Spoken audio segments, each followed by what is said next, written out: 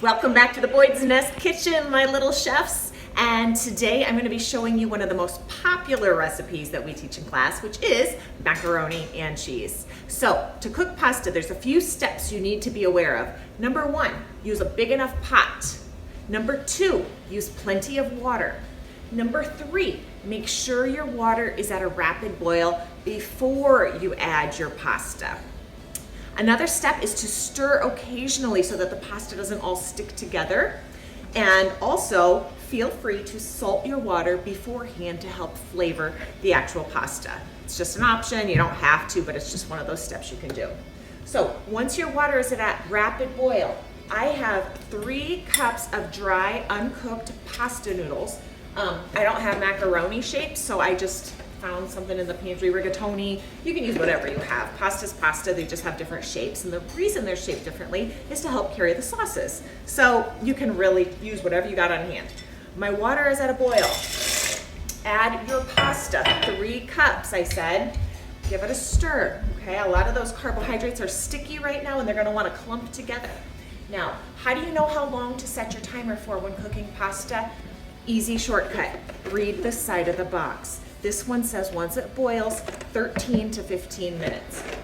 So obviously I added a room temperature pasta into boiling water. The temperature dropped back down. I have to let it come back up.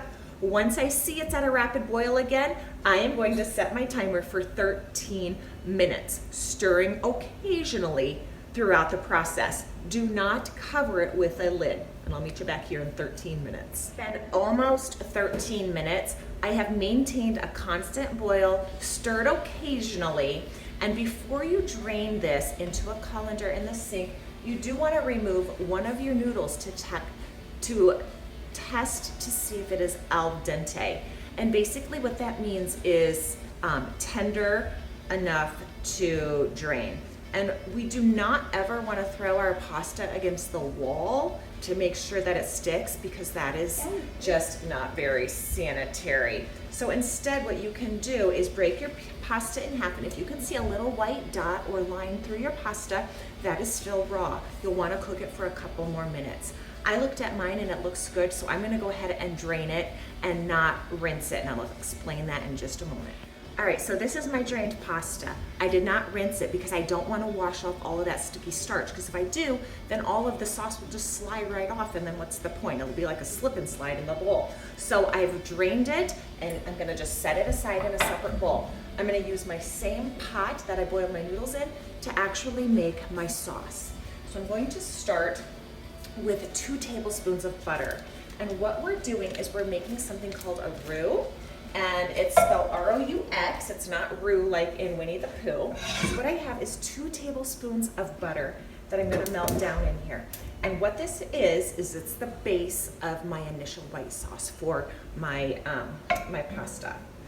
So when you make a roux, it's always equal amounts fat and flour. So if I have 2 tablespoons of butter melting in my pan, obviously I'm gonna want 2 tablespoons of flour.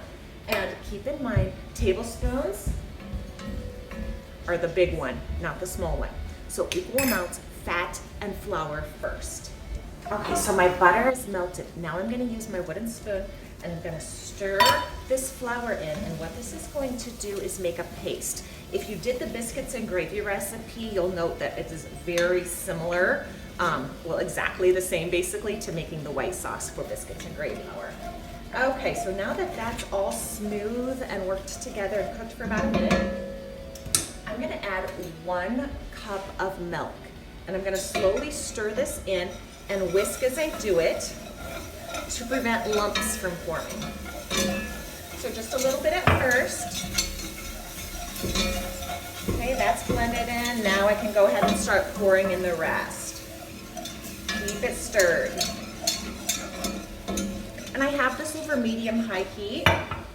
Yep, so you don't want it to be too hot because it could just get out of control. Okay, we're gonna stir this together, and as this milk heats, it's actually going to thicken due to the flour. Once you have it nice and smooth and it's starting to simmer just barely, you can go ahead and switch back to your wooden spoon. You're able to stir a little bit easier with a wooden spoon than a whisk in a round dish like this. So I'm just stirring it. I can tell that it's thickening. So at this point, I'm gonna add 8 ounces of cheese. Now, I'm a big fan of the processed cheese loaf, AKA Velveeta, or whatever generic version of it you can find. And I just feel like it melts down really smooth and it works great for anything like a cheese soup or a cheese sauce. It's just what I go to. So we're gonna stir this in, turn your heat down to low as you can, and allow your cheese to melt into your white sauce. You'll notice that my cheese was cubed, and the reason I do that is so that it melts down easier into my white sauce. Now when you add cheese to a white sauce, what you're doing is you're turning it into a Mornay sauce, otherwise known as a cheese sauce.